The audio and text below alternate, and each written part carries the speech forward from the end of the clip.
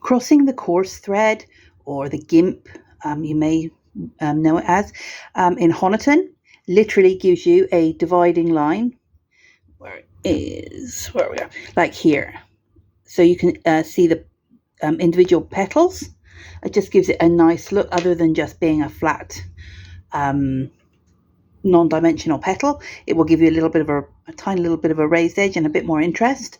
So what you need to do is the workers need to be on the outside curve, and you'll know when to cross the gimp, because on the pattern, see if I can show you, on the pattern, in between the petals, you'll see dotted lines. It should just be one dot, but on this particular pattern it's two for some reason. I'm not sure why. But any pattern that has a dot in between the flower petals means you cross the coarse thread there. Now the coarse thread I'm using is just a normal sewing thread. I think it's Scooterman's number 50. And the thread I'm using on the bobbins is a 120. So there's a good contrast between the two. So you work your petal to the very last pinholes. So this is the inside pinhole here. I had to do a couple of back stitches to get it to here. Make sure the workers are on the curved side, on the outside. You don't want them in the middle. So I've got workers and I've got an edge pair. These are the coarse threads here, slightly thicker. Inside workers, or inside edge pair, sorry, and all the passives in the middle. So to cross the coarse thread, you take the outside coarse thread, make it a little bit longer because you need to go all the way across, and then you weave it through the bobbins by going over and under. So it's in a pair at the moment, so we go over the pair, under the next one, over the next one, under, over, under, over, under, over, under, over, under, until it meets the other coarse pair. See, they're together there. And then you go over and under, so you're going around that second coarse thread, and then you go back, over, under, over, under, over, under, over, under, over, under, over, under, and you are back to where you started.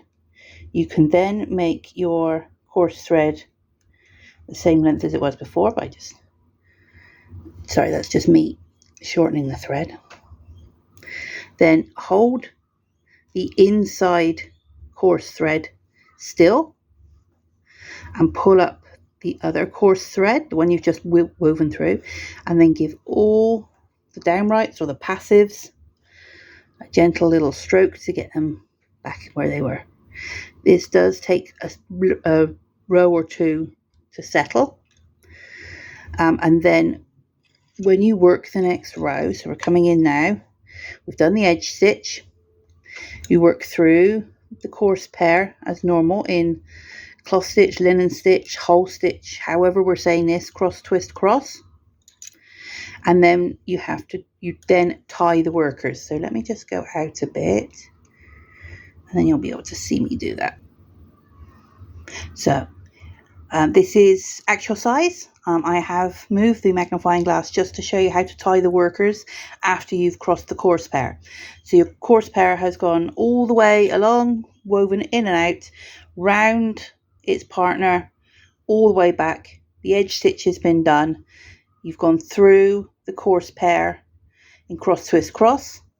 Now if you tie the workers, it keeps that coarse thread nice and tight up against that last pin.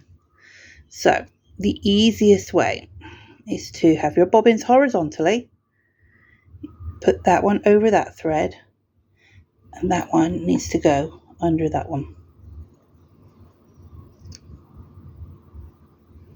And that produces a single overhand knot.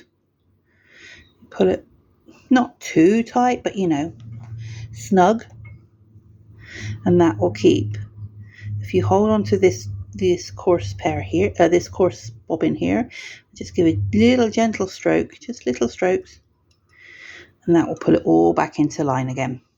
And then you're ready to carry on for the next petal.